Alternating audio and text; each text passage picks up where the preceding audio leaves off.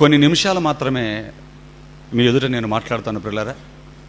ఈ కొద్ది సమయంలో మాట్లాడుతున్నటువంటి మాటలు జాగ్రత్తగా మీరు ఆలోచించి ఎంతవరకు ఇవి వాస్తవాలో ఆలోచించి స్వీకరించవలసిందిగా మరొక మారు మిమ్మల్ని వేడుకుంటున్నాను ప్రియులారా. ఎందుకంటే క్రైస్తవ జీవితం అనేది ఒక రోజుతో ముగిసిపోయేది, ఒక్కసారిగా ఆకాశానికి ఎగిసేది కూడా కాదు ప్రియులారా. బాప్తిస్మం తీసుకొని క్రైస్తవులుగా మారిన తర్వాత ఒక మంచి సత్యము చెప్పగలిగిన సంఘాన్ని మనం చూసుకోవాలి, ఎన్నుకోవాలి, వెతుక్కోవాలి. అన్ని చోట్ల సత్యాన్ని చెప్పే సంఘాలు ఉండవు గనుక ఈ పని మనం చేయాలి. ఈ బాధ్యత మనదే ప్రియులారా. ఎందుకంటే మన బ్రతుకులను వాక్యం అనే పునాది మీద కట్టుకోవాలి గనుక. దేవుని పిల్లలారా, మనిషికి అన్ని విషయాలలో జాగ్రత్త ఉంటుంది తప్ప వాక్య విషయంలో మాత్రం జాగ్రత్త లేకపోవటం మనం గమనించగలం. దేవుని పిల్లలారా, బాగా ఆలోచించండి. ఒక ఎక్కాల పుస్తకాన్ని మనిషి ఎందుకు చదువుతాడు అని మనం ఆలోచించినట్లయితే ఎక్కాలు నేర్చుకోవటానికి చదువుతారు. ఒక వైద్య విద్యను అభ్యసించే వైద్య విద్యార్థి ఆ మెడిసిన్కి సంబంధించినటువంటి పుస్తకాలను చదువుతాడు. వైద్య విద్యను అభ్యసించే ఆ విద్యార్థి వైద్యానికి సంబంధించిన పుస్తకాలని ఎందుకు చదువుకుంటాడు అని మనం ఆలోచించినట్లయితే కేవలం తెలుసుకోవటానికో అందులో ఏముందో ఆలోచించటానికో కాదని వైద్యాన్ని చెయ్యటానికి ఆ మెడిసిన్ పుస్తకాలను చదువుకుంటాడు అని మనకు తెలుసు. ఆలోచించండి పిల్లలారా. అలాగే ఒక ఇంజనీరు విద్యను అభ్యసించే విద్యార్థులు ఆ ఇంజనీరింగ్కు సంబంధించినటువంటి పుస్తకాలు అనేవి ఉంటాయి. ఆ ఇంజనీరింగ్కి సంబంధించినటువంటి పుస్తకాలను, ఆ టెక్నాలజీకి సంబంధించిన పుస్తకాలను ఎందుకు వారు చదువుతారు అంటే అందులో ఏముందో తెలుసుకోవటానికి కాదు పిల్లారా, దాని ప్రకారం చెయ్యటానికి ఆ పుస్తకాలను వాళ్ళు చదువుతారు. అందులో ఏముందో తెలుసుకోవటానికి కాదు, చెయ్యటానికి, తెలుసుకొని చెయ్యటానికి. అలాగే ఇంట్లో వంటలు చేస్తున్నటువంటి స్త్రీలు కూడా వంటల పుస్తకాలను చదువుతూ ఉంటారు. అప్పుడప్పుడు చదువుకున్న పిల్లలు, వంట రాదు కదా ఈ కాలం చాలామందికి, కొత్తగా కాపురానికి వచ్చిన తర్వాత, మెట్టినింట్లో అడుగుపెట్టిన తర్వాత పనులన్నీ చేయాలి కనుక వంటలు చేయటానికి వంటల పుస్తకాన్ని చదువుతూ ఉంటారు. చివరికి వంటలు ఎలా చేయాలో తెలుసుకోవటానికి మరి పుస్తకాన్ని చదువుతున్నటువంటి స్త్రీ కూడా ఆ వంటలు చేసే పుస్తకాన్ని ఎందుకు చదువుతుంది అంటే వంట ఎలా చేయాలో నేర్చుకోవటానికి చదువుతుంది.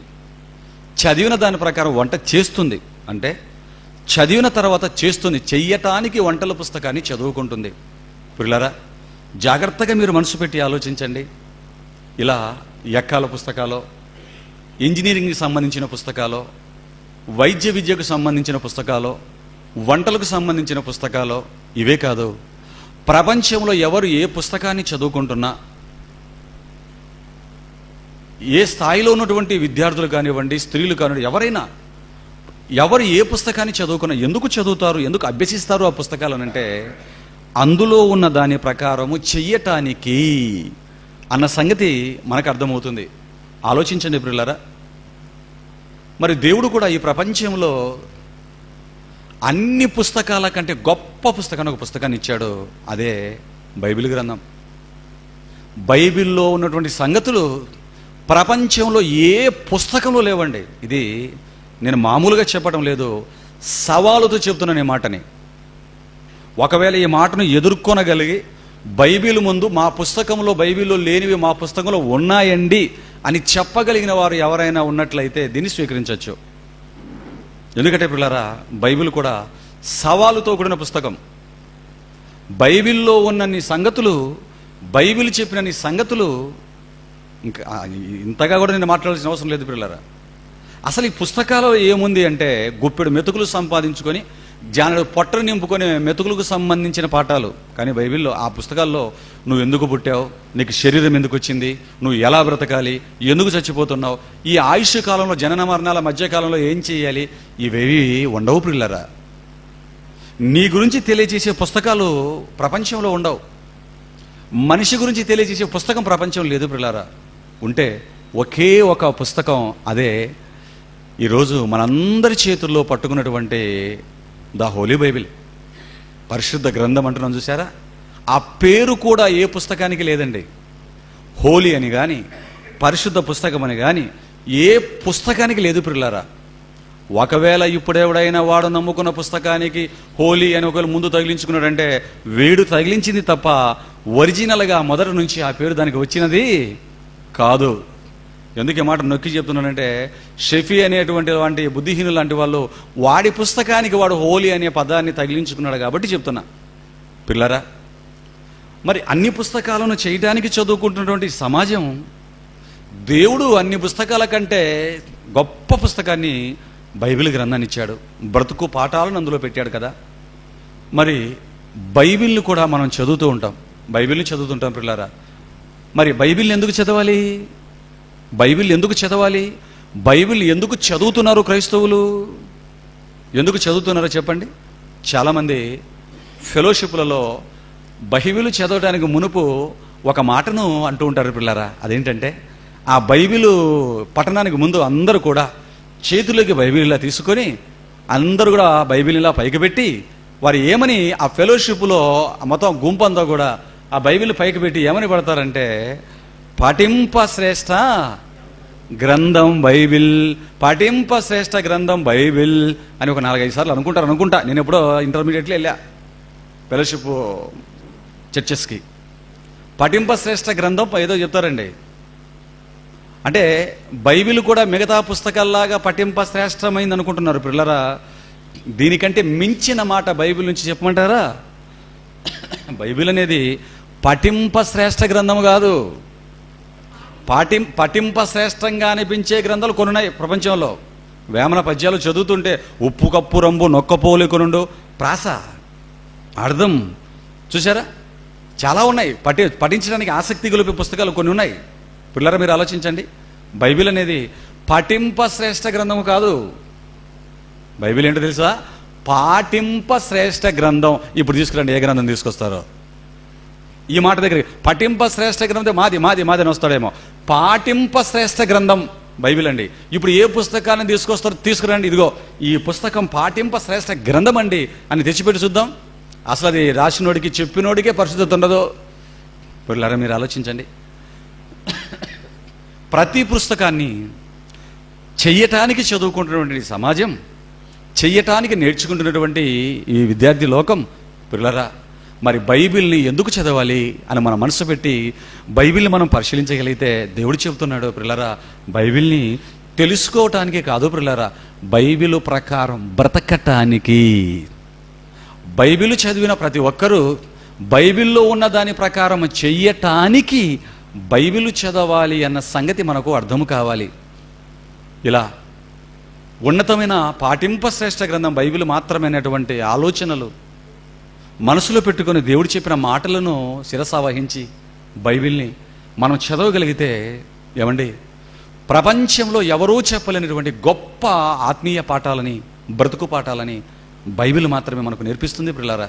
అటువంటి ఒక మంచి సంగతి గురించి ఈ ఆదివారం మనం తెలుసుకొని వెళ్దాం ప్రియులారా. చూడండి, అపోస్తలుడైన పౌలు ఎఫెసీయులకు రాసిన పత్రిక 5వ అధ్యాయం 2వ వచనం 3వ వచనంలో ఒక చక్కటి మాటని క్రైస్తవుడైన తర్వాత ప్రతి స్త్రీ పురుషులు గైకొనవలసినటువంటి, చేయవలసినటువంటి చక్కటి మాటని, దేవుని ఆదేశాన్ని మనకు రాశాడు.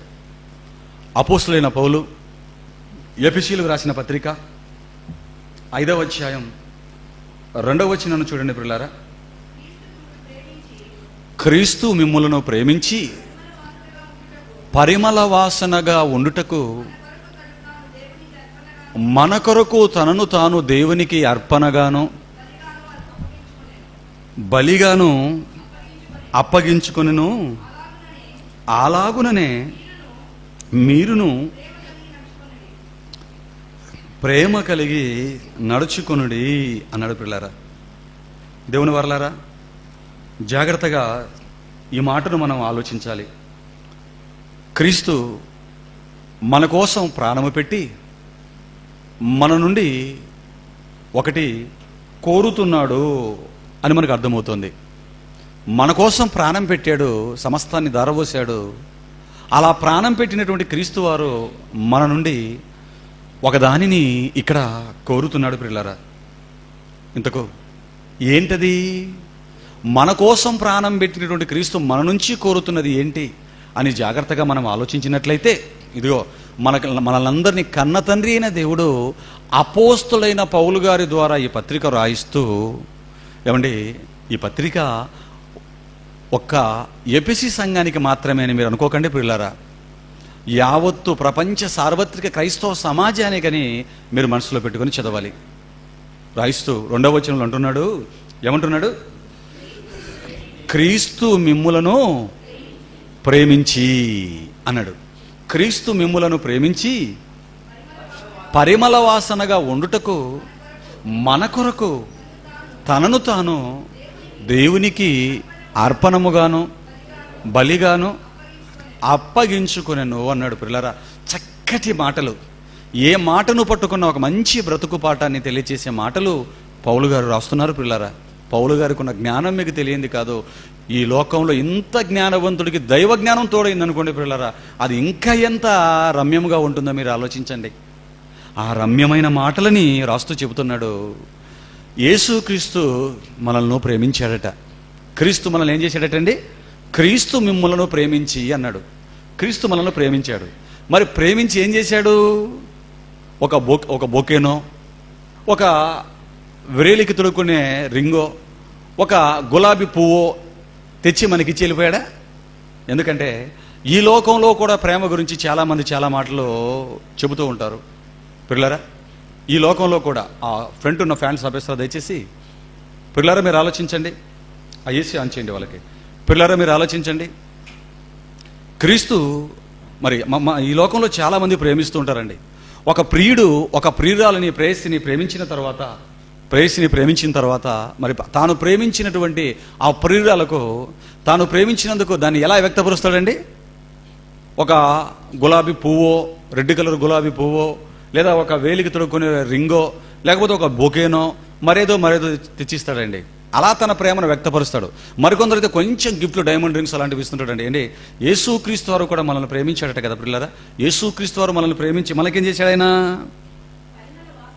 ఆయన ఏం చేశాడండి? ఒక రింగో లేకపోతే ఒక బొకేనో ఇచ్చి చేతులు దులుపుకోలేదు పిల్లరా. ఒక రింగో బొకేనో ఇచ్చి చేతులు దులుపుకోలేదు. ఆయన ఏం చేశాడో చెబుతున్నాడు చూడండి పిల్లరా. ప్రాణము పెట్టాడు అంటున్నాడు చూడండి. బలి అయిపోయాడు అన్నాడు చూడండి పిల్లరా. బలి అయిపోయాడు. నిజంగా యేసుక్రీస్తు మనల్ని ప్రేమించినందుకు బలి అయిపోయాడా? అయిపోయాడండి. మన కోసం ప్రాణం పెట్టాడు. ఇదే ప్రేమకి అసలు సిసలైనటువంటి నిర్వచనం. ఒక ఫ్లవర్తోనో లేకపోతే ఒక రింగుతోనో ఇచ్చి చేతులు దులుపుకునేది కాదు పిల్లారా ప్రేమ అంటే. ప్రేమకు అసలైన నిర్వచనం చెప్పినవాడు ఈ ప్రపంచంలో యేసుక్రీస్తు వారు మాత్రమే పిల్లారా. మీరు ఆలోచించండి. క్రీస్తు మనల్ని ప్రేమించి మన కోసం ప్రాణం పెట్టాడు అన్నాడు.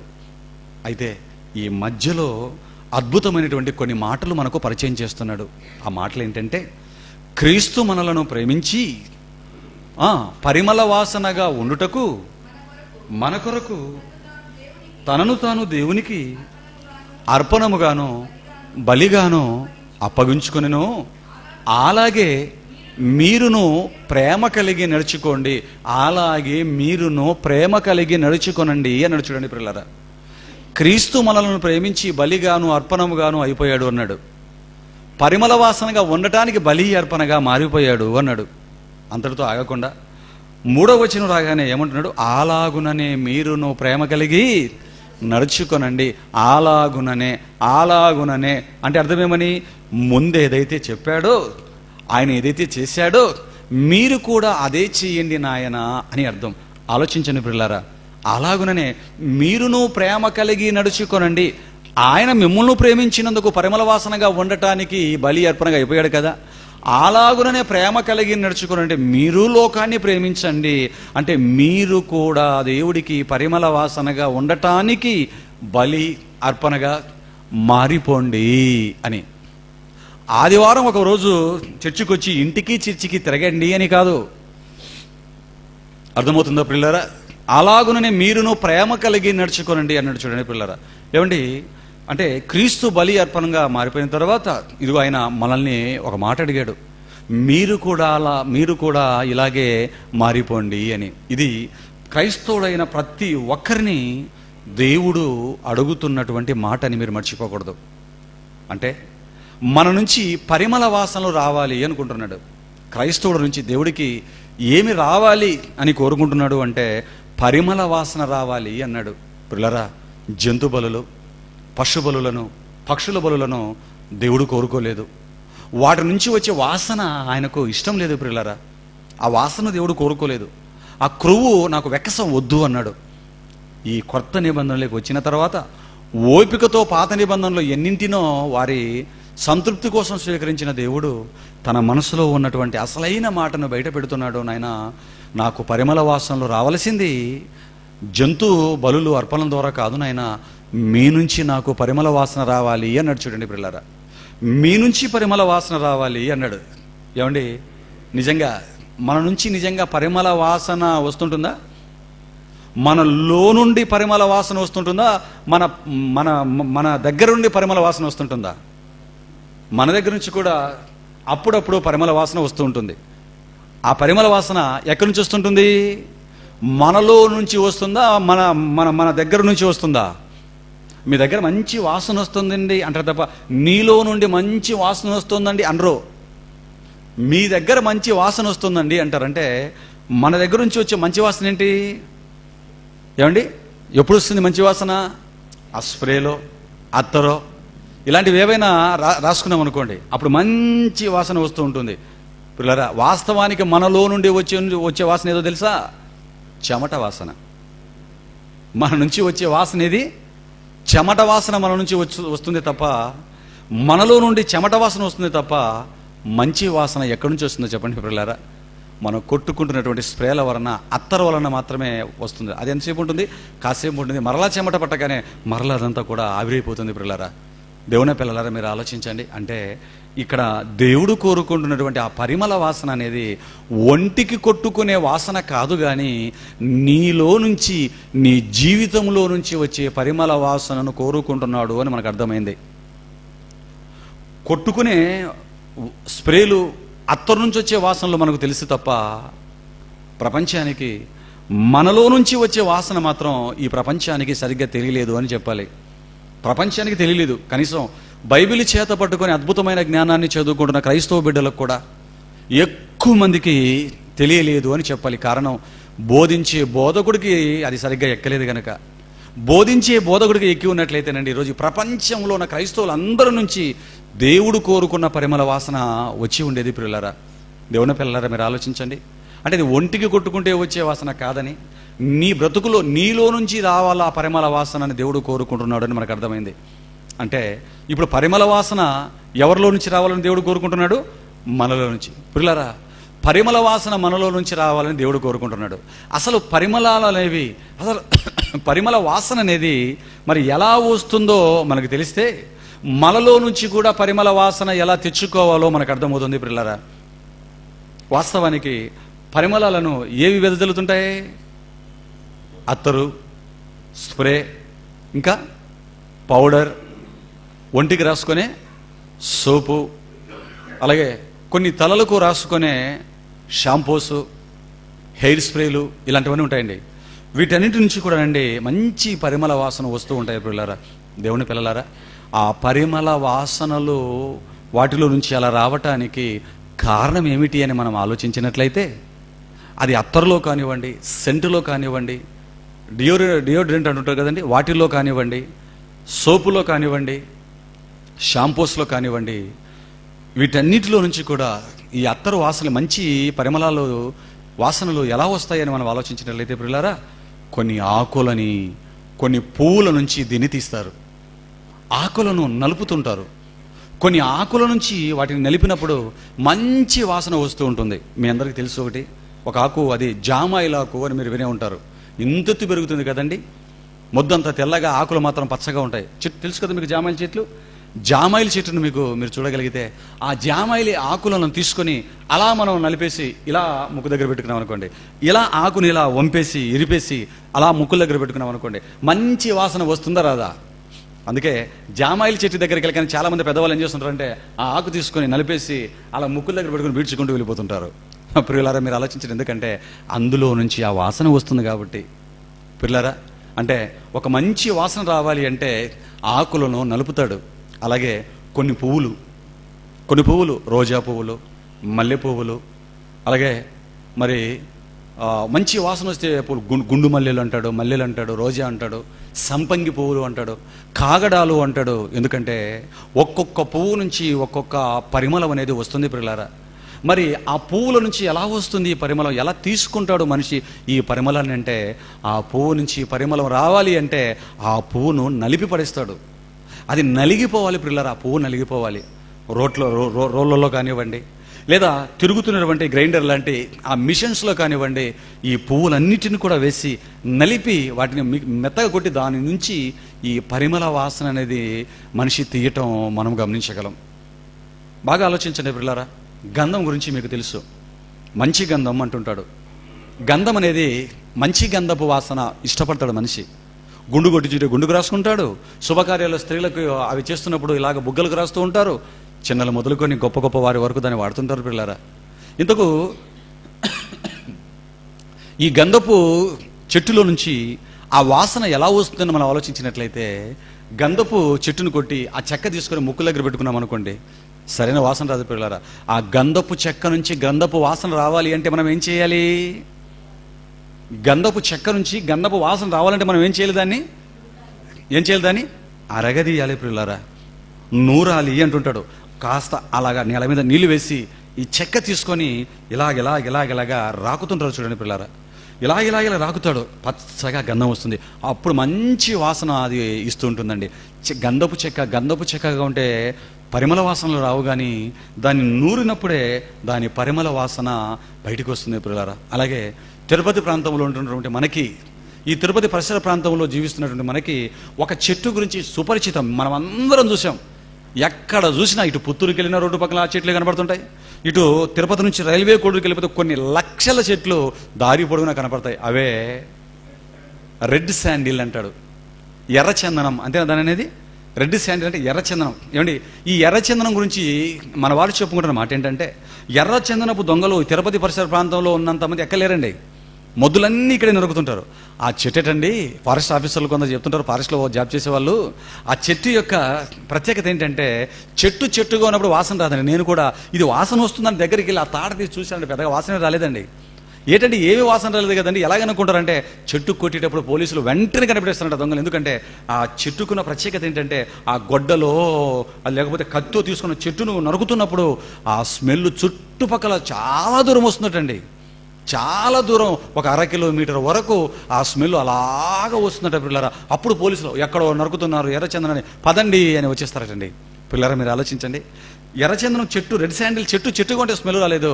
అది మంచి పరిమళ వాసన వెదజల్లాలంటే ఏం చేయాలి? దాన్ని కొట్టాలి, లేదా ఒక మంచి మిషన్లో వేసి దాన్ని అలాగ పొడిలో ఏదో చేసేస్తే కానీ అందులో నుంచి దాని యొక్క అసలు సిసలైన పరిమళ వాసన అనేది బయటికి రాదు. అంటే పిల్లలారా, ఇప్పుడు పరిమళ వాసన రావాలి అంటే మరి ఏమవ్వాలని మనకు అర్థమవుతుంది. ఇదిగో ఆకులు కానివ్వండి, చెట్లు కానివ్వండి, చెట్ల బెరడులు కానివ్వండి, చెట్ల నుంచి వచ్చేటువంటి ఆ యొక్క వేర్లు కానివ్వండి, చెట్లకు మొక్కలకు పూసే పువ్వుల నుంచి కానివ్వండి, పిల్లలారా, ఆ పరిమళ వాసన మనకు రావాలి అంటే మనం ఏం చేయాలంటే, కొన్ని నలిగిపోవాలి, కొన్ని అరిగిపోవాలి, కొన్ని కరిగిపోవాలి అని మనకు అర్థమవుతుంది చూడండి పిల్లరా. అలా నలిగితే, కరిగితే, అరిగితేనే కానీ అందులో ఉన్నటువంటి పరిమళ వాసన బయటికి రాదు అన్న సంగతి మనకు అర్థమవుతుంది.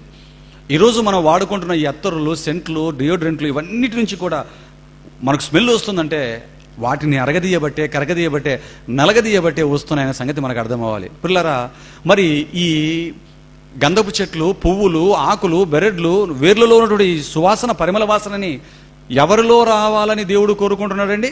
అంటే ఒక పరిమళ వాసన రావాలి, సువాసన రావాలి అంటే ఇవన్నీ కూడా నలిగిపోవాలి, కరిగిపోవాలని మనకు అర్థమవుతుంది. పిల్లరా, దేవుడు కూడా ఈ ఎఫెసీయులకు రాసిన పత్రిక 5వ అధ్యాయం 2వ వచనంలో రాస్తూ ఏమని చెప్తున్నాడండి? ఇదిగో, పరిమళ వాసన మీలో నుండి రావాలి అన్నాడు. పరిమళ వాసన చెట్ల నుంచి కాదు, పువ్వుల నుంచి కాదు నాయన, ఆకుల నుంచి కాదు, వేర్ల నుంచి కాదు. నాకు ఆ వాసన నాకు అవసరం లేదు, ఆ వాసన మీకోసం. కానీ మీ నుంచి కూడా ఒక పరిమళ వాసన కావాలి, రావాలి అంటున్నాడు. చూడండి, చాలామంది ఏం చేస్తుంటారండి, మరి ఈ పరిమళ వాసన మనకి ఎలాగొస్తుందండి? ఈ పరిమళ వాసన ఎలాగొస్తుంది? వాటి నుంచి పరిమళ వాసన పువ్వుల నుంచి, బెరడ్ల నుంచి వస్తుందంటే అరిగిపోతున్నాయి, నలిగిపోతున్నాయి. మరి మన నుంచి పరిమళ వాసన రావాలంటే మనం ఏం చేయాలి? మనం ఏమైనా చేతులు వేలు తీసుకుని గోడకి ఏమైనా రాసుకోవాలా? లేకపోతే ఏమైనా రోళ్ళలో వేసి ఏమైనా దంచుకుంటే ఏమైనా మంచి పరిమళ వాసన వస్తుందా? దంచుకుంటే బ్లడ్ వస్తుంది, గోడలకి వెళ్ళి రాసుకుంటే బ్లడ్ వస్తుంది తప్ప పరిమళ వాసన ఎలాగొస్తుంది? నీకంటే కన్నీరు వస్తుంది తప్ప నీలో నుంచి పరిమళ వాసన ఎలా వస్తుందని చెప్పండి పిల్లరా. కానీ మనలో నుంచి పరిమళ వాసన వస్తుంది అన్నాడు. ఎందుకంటే క్రీస్తులో నుంచి వచ్చింది ఆ పరిమళ వాసన. మీలో నుంచి కూడా నాకు కావాలి అన్నాడు. చూడండి పిల్లరా, ఇది తెలియక చాలామంది ఏం చేస్తుంటారంటే బ్రతుకు నుంచి, మన నుంచి పరిమళ వాసన రావాలని తెలియక చాలామంది కొందరు ఏం చేస్తారంటే పేర్లు పెట్టుకుంటారండి. పరిమళ అని పేర్లు పెట్టుకుంటారు. విన్నారు ఎప్పుడైనా? స్త్రీలు పేరు పెట్టుకుంటుంటారండి, పరిమళ అని పేరు పెట్టుకుంటారు. అలాగని పరిమళ అని పేరు పెట్టుకున్నంత మాత్రాన నీలో నుంచి వాసన వస్తుందా? క్రీస్తు పరిమళయ్య అని ఏదైనా పేరు పెట్టుకుంటే ఆయనలోంచి వాసన వచ్చిందా? బ్రతుకు నుంచి వచ్చిందా? చూడండి పిల్లలారా, ఆలోచించండి పిల్లలారా. ఇది పేరు పెట్టుకుంటేనో, గోడకేసి శరీరాలు పాముకుంటేనో, రుద్దుకుంటేనో వచ్చే పరిమళ వాసన కాదు పిల్లలారా. ఇది అలా వచ్చే పరిమళ వాసన కాదు. మరి ఎలా వస్తుంది ఈ పరిమళ వాసన? ఎలా వస్తుంది ఈ పరిమళ వాసన అని మనం జాగ్రత్తగా ఆలోచిస్తే, సొంతంగా ఆలోచించి మన మెదడులు పాడు చేసుకోవాల్సిన అవసరం లేదు. కానీ ఆ వాక్యాన్ని మరలా చదివినట్లయితే ఒక మంచి సొల్యూషన్ దేవుడు చెప్పాడు. ఆ పరిమళ వాసన నీలో నుంచి ఎలా వస్తుందో తెలియచేశాడు పిల్లలారా. చూడండి ఆ మాటను ఒక్కసారి. ఎఫెసీయులకు రాసిన పత్రిక, అపోస్తలుడైన పౌలు ఎఫెసీయులకు రాసిన పత్రిక 5వ అధ్యాయం 2వ వచనాన్ని చూడండి పిల్లలారా. అపోస్తలుడైన పౌలు ఎఫెసీయులకు రాసిన పత్రిక 5వ అధ్యాయం 2వ వచనాన్ని చూడండి. క్రీస్తు మిమ్ములను ప్రేమించి పరిమళ వాసనగా ఉండుటకు మన కొరకు తన్ను తాను దేవునికి అర్పణముగాను బలిగాను అప్పగించుకొనెను అన్నాడు. పిల్లరా, ఈ పరిమళ వాసన మనలో నుంచి రావటానికి మనకంటే ముందుగా దేవుడికి బలి అర్పణపై పరిమళ వాసన వచ్చినటువంటి యేసుక్రీస్తు ప్రభుల వారిని మన ముందుకు తీసుకొని వచ్చాడు. యేసుక్రీస్తు గురించి చెబుతున్నాడు. ఆయన జీవితాన్ని మన కళ్ళ ముందుకు తీసుకొస్తున్నాడు. మన కళ్ళ ముందు తీసుకొచ్చి ఏమంటున్నాడు అంటే, క్రీస్తు మనలను ప్రేమించి పరిమళ వాసనగా ఉండుటకు అన్నాడు. అంటే యేసుక్రీస్తు మనల్ని ప్రేమించి ఆయన పరిమళ వాసనగా ఉండుటకు, ఆయన నుంచి పరిమళ వాసన రావటానికి ఆయన ఏం చేశాడంటే దేవునికి బలిగాను అర్పణగాను మారిపోయాడు అన్నాడు. చూడండి పిల్లలారా, ఒక పువ్వు నుంచి పరిమళ వాసన రావాలంటే నలిగిపోవాలి. ఒక గంధపు చెక్క నుంచి పరిమళ వాసన రావాలి అంటే అరిగిపోవాలి కదా. మరి క్రీస్తులో నుంచి కూడా పరిమళ వాసన వచ్చింది అన్నాడు. బలిగా అర్పణగా మారిపోవటం వలన ఆ అర్పణ వచ్చింది అన్నాడు. పిల్లరా, మీరు ఆలోచించండి. అంటే క్రీస్తు నుంచి పరిమళ వాసన వచ్చింది. ఎలా వచ్చిందో మనకు తెలియాలి పిల్లరా. ఇందుకు క్రీస్తు నుంచి పరిమళ వాసన ఎలా వచ్చింది అని మనం ఆలోచించినట్లయితే ఆయన బ్రతుకుని మీరు చదవండి. సువార్తలలోకి వెళ్ళి మత్తయి సువార్త, మార్కు సువార్త, లూకా సువార్త, యోహాను సువార్త పత్రికలు కూడా మనం చూస్తున్నప్పుడు పిల్లరా, యేసుక్రీస్తు జీవితం నుంచి పరిమళ వాసన రావటానికి ఆయన ఎన్ని కష్టాలు పడ్డాడో, ఎలా నలిగిపోయాడో, ఎలా కుషించి నశించిపోయాడో మనకు కనబడుతుంది. ఒక పువ్వు నుంచి వాసన రావాలంటే అది నలిగిపోవాలి. ఇప్పుడు క్రీస్తు నుంచి వాసన రావటానికి ఆయన కూడా ఎలా మారిపోయాడో తెలుసా? ఆయన కూడా ఏమైపోయాడో తెలుసా పిల్లరా? ఆయన కూడా ఏమైపోయాడో తెలుసా? నిజంగా సువార్తలు చూస్తున్నప్పుడు ఆయన జీవితం, ఆయన పుట్టినప్పటి నుంచి కష్టాలు ప్రారంభమైపోయాయి పిల్లరా. పుట్టడానికి సరైనటువంటి స్థలం కూడా లేక, పుట్టడానికి సరైనటువంటి స్థలం లేక ఆయన మరి ఎక్కడ పుట్టాడు అంటే, ఇదిగో ఎక్కడ పుట్టాడో కూడా తెలియని పరిస్థితి పిల్లరా. బెత్లెహేంలో పుట్టాడు. ఎక్కడో పుట్టాడు. తీసుకెళ్ళిపోయి పశువుల తొట్టిలో పరుండ పెట్టినటువంటి పరిస్థితి ఆలోచించండి. ఆ తర్వాత ఏమైనా పరిస్థితి బాగుందండి? ఆయన పుట్టినప్పటి నుంచి ఆయన జీవితం నలిగిపోతూ ఉందో, లేకపోతే వైభవముతో కూడుకొని ఉందో మీరు ఆలోచించండి ప్రియులారా. అలా పుట్టాడో లేదో పసుల తొట్టిలో పరుండబెట్టారు. ఆ తర్వాత హేరోదు చంపాలని చూశారు, తీసుకెళ్ళిపోయారు. తల్లిదండ్రులు ఐగుప్తుకు తీసుకెళ్ళిపోయారు. ఆ తర్వాత ఏమైనా జీవితం బాగుందా చెప్పండి ప్రియులారా? ఆ తర్వాత జీవితం ఏమైనా, యేసుక్రీస్తు వారి జీవితం ఏమైనా సుఖ సంతోషాలతో గడిచిందంటే అన్నీ కష్టాలేనండి, అన్ని కష్టాలే. ఆయన జీవితం గురించి తెలియచేసి ఒక మంచి మాట చాలాసార్లు మీరు చూశారు. 5వ అధ్యాయం 7వ వచనాన్ని మనం చదువుతున్నప్పుడు అక్కడ మనకు కనపడుతున్నది ఏంటంటే, యేసుక్రీస్తు వారు ఈ లోకంలో ఉన్నప్పుడు ఆయన జీవితం ఎలా కొనసాగిందో అక్కడ మనకు కనబడుతుందండి. ఆయన శరీరధారి ఉన్న దినములలో ఎలా ఉన్నాడట? మహారోదనముతోనూ కన్నీళ్లతోనూ తన్ను మరణం నుంచి రక్షింపగలవానికి, అంటే తండ్రి అయిన దేవునికి ప్రార్థనలు యాచనలు సమర్పించి భయభక్తులు కలిగి ఉన్నందున ఆయన అంగీకరింపబడెను. పిల్లరా, ఈ మాటను జాగ్రత్తగా మీరు చూడగలిగితే యేసుక్రీస్తు వారి జీవితం ఎలా కొనసాగిందో భూమి మీద మనకు దేవుడు చెబుతున్నాడండి. ఎందుకంటే ఆయన పరిమళ వాసనగా ఉండటానికి అన్నాడు కదా, మనల్ని ప్రేమించి ఆయన పరిమళ వాసనగా ఉండటానికి దేవునికి బలిగాను అర్పణంగాను మారిపోయాడు అన్నాడు. అంటే ఆయనలో నుంచి వచ్చినటువంటి పరిమళ వాసన ఎలా వచ్చిందని మనం ఆలోచించినట్లయితే పిల్లరా, ఎన్నో కష్టాలు, కడగళ్ళు, కన్నీళ్ళు, మహారోదనము అన్నాడు. చూడండి, మీకు తెలుసు రోదనం అంటే ఏడ్పుకు తారాస్థాయి పదం అండి. రోదనం అంటే కొడితే వచ్చేది ఏడుపు, ఏదైనా తగిలితే వచ్చేది ఏడుపు, బాధ వస్తే వచ్చేవి కన్నీళ్ళు, దాని ఏడుపు అంటాడు. కానీ రోదన అంటే ఏడ్పుకు తారాస్థాయి పదం పిల్లారా. తన భర్తో, తన కడుపును పుట్టిన బిడ్డో మరణించాడనుకోండి, తన తండ్రో తల్లో మరణించారనుకోండి, అప్పుడు ఒక స్త్రీ ఏడుస్తుంది చూసారా? భర్త మరణిస్తే ఎలా ఏడుస్తుందండి? ఏడుస్తుందా, రోదిస్తుందా? దాన్ని రోదన అంటాడండి. ఏడ్పుకు తారాస్థాయి పదమే రోదన. యేసుక్రీస్తు జీవితంలో రోదన కాదట, మహారోదన అన్నాడు. ఇంతకు ఎవరి కోసం ఈ రోదన? ఎవరి కోసం ఆ కన్నీళ్ళు? ఎవరి కోసం ఆ యాచన? ఎవరి కోసం ఆ ప్రార్థన? ఎందుకు రోధించాడు? నాకు ఇల్లు లేదే అని ఏమైనా రోధించాడా? నాకు ఒక కుటుంబం లేదే అని ఏమైనా రోధించాడా? నాకు భార్య లేదే అని రోధించాడా? వసతులు సరిగ్గా లేవే, కట్టుకోవడానికి బట్టలు లేవే, అందరికి ఉన్నట్లుగా రథాలు లేవు, గుర్రాలు లేవు, ఖడ్గాలు లేవు, బంగారు లేవు, బంగళాలు లేవు అని చెప్పి ఏమైనా వీటి గురించి ఏమైనా యేసు క్రీస్తు ప్రభుల వారు రోధించాడా? వీటి గురించి ఏమైనా క్రీస్తు ప్రభుల వారు కన్నీళ్లు కార్చారా? వీటి గురించి ఏమైనా యేసుక్రీస్తు ప్రభుల వారు దేవుని యాచించాడా? ఆయన యాచనలు సమర్పించి అన్నాడు. యాచించడం అంటే దేవుణ్ణి అడగటం ప్రియులారా, దేవుని అడుక్కోవటం. యేసుక్రీస్తు వారు దేవుని యాచించాడంట. దేవుణ్ణి దేని గురించి యాచించాడు? ఈ పదం చదివినప్పుడు నేను కూడా ఆశ్చర్యపోయానండి. యాచించటం, అడుక్కోవటం అనేది మన జీవితంలో కనబడుతుంది. దేవుని ఏదైనా అడుగుతుంటాం, అది నాయనా, ఇది నాయనా అని. మనం అడుగుతున్నవి చాలా మటుకు క్రైస్తవులు అడిగేవి ఏముంటాయంటే శరీరానికి సంబంధించిన రోగాల గురించి, డబ్బుల గురించి, ఉద్యోగాల గురించి, పిల్లల గురించి, బంగారు భవిష్యత్తుల గురించి, ఈ లోకంలో భవిష్యత్తుల గురించి ఉంటాయి పిల్లరా. మరి యేసుక్రీస్తు వారికి ఇవన్నీ లేవు కదా, ఇవన్నీ ఆలోచించలేదు కదా, అవన్నీ పక్కన పెట్టేశాడు. మరి ఆయన ఎవరి కోసం, దేనికోసం యాచించాడు అని మనం ఆలోచించినట్లయితే ఆయన ప్రార్థన కానీ, ఆయన యాచనలు కానీ, ఆయన రోదన కానీ ఆయన కోసం కాదు పిల్లరా. ఆయనకంటూ దేవుడి దగ్గర నుంచి ఏది అడగలేదు ఆయన. తండ్రి నాకు ఇది ఇవ్వు తండ్రి అని యేసుక్రీస్తు దేవుని అడిగిన సందర్భాలు ఏమున్నాయి చెప్పండి పిల్లలారా? ఏమీ లేవండి. అడిగితే ఒకే ఒకటి అడిగాడు, అది కూడా పని చేసినంత తర్వాత పరలోకాన్ని అడిగాడు పిల్లలారా. ఏది యాచించలేదు ఆయన, ఏది దేవుని అడగలేదు పిల్లలారా, అడుక్కోలేదు, ఏది అడగలేదు. ఒకవేళ ఆయన యాచించాడు అంటే, ప్రార్థించాడు అంటే, కన్నీరు కార్చాడు అంటే, రోధించాడు అంటే అది మన కోసమే పిల్లలారా, మన కోసం చేశాడు అవన్నీ కూడా. ఆయన జీవితం అంతా కరిగిపోయింది, అరిగిపోయిందండి. ఈ లోకరీతిలో చెప్పాలంటే పిండబడింది ప్రియులారా. ఆయన జీవితం అంతా ఇలా జరిగితే ఇక శిలువ మరణం గురించి మనం ఆలోచించినట్లయితే ఇంకా దాని గురించి ఎంత చెప్పినా తక్కువే అనిపిస్తుందండి.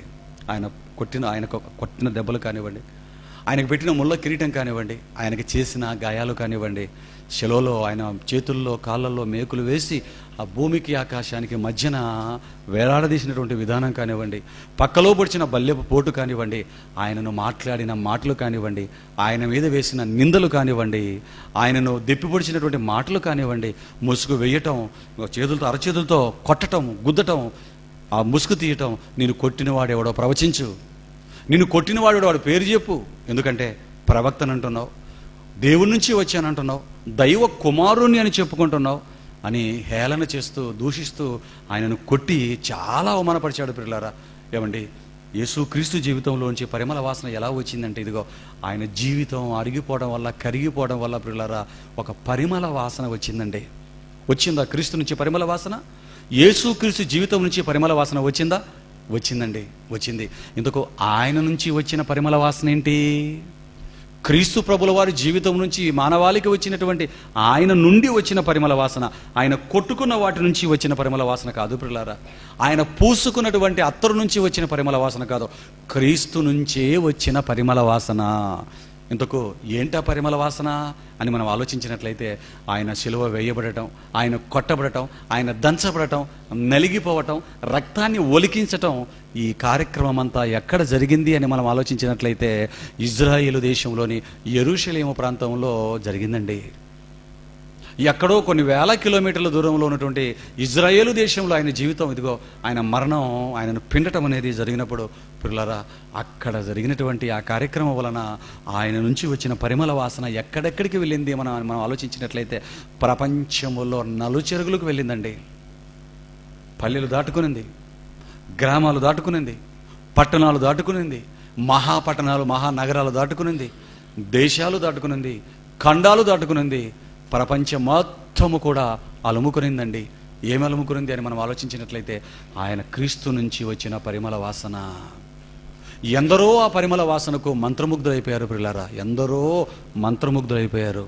ప్రారంభ శతాబ్దంలోనే ఒక పౌలు మహాజ్ఞానిగా మంత్రముగ్ధుడైపోయాడు, ఒక పేతురు మంత్రముగ్ధుడైపోయాడు, ఒక స్టెఫను మంత్రముగ్ధుడైపోయాడు. ఎంతగా మంత్రముగ్ధులైపోయారంటే ఈయన కోసం పెడితే ప్రాణాలే పెట్టాలన్నంతగా ఆ పరిమళ వాసన క్రీస్తు చెంతకు ప్రతి ఒక్కరిని ఆకర్షించింది ప్రియులారా. ఒక మదర్ తెరిసాను ఆకర్షించింది, ఒక గాంధీని ఆకర్షించింది, దేశాధ్యక్షులను ఆకర్షించింది, మహారాణులను ఆకర్షించింది, కూలీ పని చేసుకునే కూలివాన్ని, చివరికి ఏదీ లేనటువంటి అడుక్కు తినే వారిని కూడా క్రీస్తు పరిమళ వాసన ఆకర్షించినట్లుగా మనం చూడగలం ప్రపంచవ్యాప్తంగా. ఆలోచించండి, ప్రతి ఊరిలో ప్రతి గ్రామానికి క్రీస్తు గురించిన వార్త, ఆ పరిమళ వాసన ప్రియులారా. ఎక్కడ ఆయన బ్రతికాడు, ఆ పరిమళ వాసన ఎక్కడెక్కడికి అలముగ్రుందో మీరు ఆలోచించండి. యేసుక్రీస్తు అనగానే ఎవరికల్లా కళ్ళు చెమరుస్తాయి. వివేకానందుడు అన్న మాట మీకు తెలిసింది కాదు. వేరే మతంలో ఉన్నాడు, ఎక్కడో వేరే ఒక మతంలో ఉన్నాడు, మార్గంలో లేడు వివేకానందుడు. ఒక మతంలో ఉన్నాడు, ఒక మత సిద్ధాంతాలను అనుసరిస్తున్నాడు. భారతదేశపు దేశభక్తిని తన నరనరాన జీర్ణించుకున్నాడండి వివేకానందుడు. ఆయన ఏమన్నాడు తెలుసా ప్రియులారా? నేనే గన యేసుక్రీస్తు వారి కాలంలో పుట్టి ఉన్నట్లయితే నా గుండెలలో ప్రవహించే రక్తముతో ఆయన పాదాలు కడిగి ఉండేవాడిని అన్నాడు. ఎక్కడో మతంలో ఉన్నటువంటి ఒక వ్యక్తిని, భారతీయుడైనటువంటి వివేకానందుడిని, యెరూషలేములో పుట్టిన జీవితం ఆయన మరణించిన తర్వాత 2000 సంవత్సరాలకి ఎంతగా ఆకర్షించిందో మీరు ఆలోచించండి ప్రియులారా. ఆ పరిమళ వాసనను ఇష్టపడని వాళ్ళు ఎవరుంటారో మీరు చెప్పండి. అనేకులను ఆకర్షించింది, ప్రపంచమంతా అలుముకునిందండి ఆ పరిమళ వాసన. యేసుక్రీస్తు అనగానే ప్రపంచానికి గుర్తొచ్చేది ఏంటండి? ప్రాణము పెట్టడం, ప్రేమ, జాలి, దయ, ప్రేమించినందుకు ఎంతైనా చేయటం, ప్రాణాన్నే పెట్టడం, ఇదిగో శిలువలో మరణించటం. ఆలోచించండి ప్రియులారా, యేసుక్రీస్తు జీవితం నుంచి వచ్చినటువంటి పరిమళ వాసన ప్రియులారా. ఒక పరిమళ వాసన ఒక వ్యక్తి వైపు చూసేటట్టుగా మనల్ని చేస్తుంది. ఒక పరిమళ వాసన వ్యక్తి వైపు మనల్ని ఆకర్షిస్తుంది. ఒక పరిమళ వాసన ఆ వ్యక్తిని ఇష్టపడేట్టుగా చేస్తుంది ప్రియులారా. క్రీస్తు జీవితం నుంచి వచ్చిన పరిమళ వాసన, ఆయన నుంచి వచ్చిన ప్రేమ, దయ, కనికరం, కృప, ఎన్నని చెప్పమంటారు చెప్పండి? అసలు ఆయనలో లేని సుగుణం ఏదుందో చెప్పండి ప్రియులారా. సకల సుగుణాలకు ఏమండి పుట్టినీళ్ళు లాంటి వాడు యేసుక్రీస్తు ప్రభుల వారు ప్రియులారా. అదే చెబుతున్నాడు. క్రీస్తు జీవితంలో వచ్చినటువంటి పరిమళ వాసన, ఒకటి దేవుడికి క్రీస్తు జీవితం పరిమళ వాసనగా ఉంది. 2 ఈ ప్రపంచ ప్రజానీకానికి కూడా క్రీస్తు జీవితం నుంచి పరిమళ వాసనలు వచ్చాయి ప్రియులారా. మీరు ఆలోచించిన అది చెప్పాడు. క్రీస్తు మిమ్మును ప్రేమించి పరిమళ వాసనగా ఉండుటకు మన కొరకు ఏమైపోయాడు? బలిగాను అర్పణముగాను మారిపోయాడు. యేసుక్రీస్తు బలి ప్రపంచానికి సువాసనలు అత్యధికంగా వెదజల్లింది ప్రియులారా. ఇదే ఒక వ్యక్తి నుంచి వచ్చే పరిమళ వాసన అని మనకు అర్థమవుతుంది. క్రీస్తు జీవితం నుంచి, ఆయనలో నుంచి వచ్చినటువంటి పరిమళ వాసనలు ప్రియులారా. ఎక్కడ పుట్టే మనం చెప్పండి? భారతీయులం, హిందూ మతంలో ఉండేవారు మనం అందరం కూడా. ఎలా మారాం? మన తాత ముత్తాతలు ఎలా మారారు చెప్పండి? ఇన్ని కోట్ల మంది భారతదేశంలో క్రీస్తును ఎందుకు నమ్ముకున్నారు? ఎలా నమ్ముకున్నాం చెప్పండి ప్రియులారా? మనం అంతా కూడా ఒకనాడు ఎవరో మన ఇండియా దేశానికి క్రీస్తు పరిమళ వాసనను తీసుకుని వచ్చారు, ఇక్కడ ఆ వాసనను వేశారు ప్రియులారా. అందరినీ ఆకర్షించింది ఆ వాసన. అందుకే వచ్చాం, క్రీస్తు పాదాల చెంతకు వచ్చేసాం. చూడండి పిల్లలారా, ఇలా మీరు రావటం మాత్రమే కాదు, మీరందరూ ఏం చేయాలంటే, క్రీస్తు మిమ్మల్ని ప్రేమించి పరిమళ వాసనగా ఉన్నటకు బలి అర్పణగా అయిపోయాడు కదా, ఇదిగో మీ నుంచి కూడా పరిమళ వాసన రావాలి. అందుకేమంటున్నాడు, అలాగుననే మీరును ప్రేమ కలిగి నడుచుకోండి. ఆయన బలైపోయాడు, అర్పణ అయిపోయాడు, పరిమళ వాసనగా మారిపోయాడు అంటే కుదరదు నాయన. మీరు కూడా ఆయనను ధరించుకున్నందుకు, ఆయన నమ్ముకున్నందుకు మీరు కూడా ఏమైపోవాలి, మీరు కూడా బలైపోవాలి, మీరు కూడా అర్పణ అయిపోవాలి. మీ జీవితం నుంచి కూడా పరిమళ వాసన రావాలి అన్నాడు. చూడండి పిల్లలారా, పరిమళ వాసన, ఒక పువ్వు నలిగిపోతే వచ్చే వాసన, ఒక క్రీస్తు నలగొడితే వచ్చిన వాసన, ఇదిగో క్రీస్తు జీవితం నుంచి వచ్చినటువంటి పరిమళ వాసన. పిల్లలారా, మీరు ఆలోచించండి. ఇంతకు ఈ మాటని మనకు రాస్తున్నది ఎవరు? అపోస్తలుడైన పౌలు గారు. పిల్లలారా, మరి ఈ మాటను ఆయన రాస్తున్నాడు అంటే క్రీస్తు జీవితం నుంచి వచ్చిన పరిమళ వాసనలు అర్థమై రాశాడా, అర్థము కాక రాశాడా? బాగా అర్థమైన తర్వాతే ఈ మాట రాశాడు పిల్లలారా. మరి అర్థమైందంటే మనకు ఆ వాసన మీ నుంచి రావాలి క్రీస్తులు అని మనకు చెబుతున్నాడంటే, ఆయన జీవితంలో కూడా, అపోస్తుల జీవితాల్లో కూడా ఈ పరిమళ వాసన రావాలా వద్దా? ఇంతకు అనుభవించే రాస్తున్నాడా? బైబిల్ను రాసిన ప్రతి ప్రవక్త, ప్రతి భక్తుడు, అపోస్తులుడు, విశ్వాసి పిల్లరా అనుభవించి రాశారన్న సంగతి మీరు మర్చిపోకూడదు. వారు అనుభవించి రాసిన మాట పిల్లరా, బైబిల్లో ఉన్న ప్రతి మాట. అంటే అపోస్తులు కూడా దీన్ని అనుభవించారన్నమాట. ఈ మాట పౌలు గారు రాశారంటే మరి ఆయన జీవితం నుంచి పరిమళ వాసన వచ్చిందా? ఆయన జీవితం నుంచి పరిమళ వాసన ఖచ్చితంగా వచ్చే ఉండాలి, ఖచ్చితంగా వచ్చి తీరాలి. లేకపోతే ఈ మాట ఆయన రాయటానికి అర్హుడు కాదు పిల్లారా. పౌలు గారికి ఈ మాట రాయటానికి అర్హత లేదు పిల్లారా.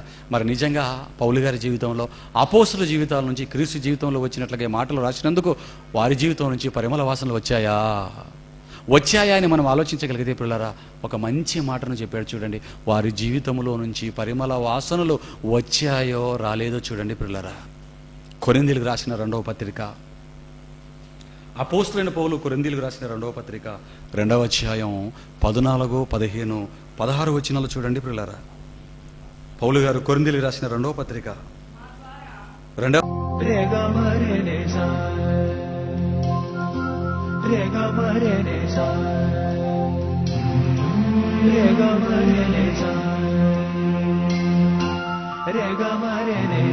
Sa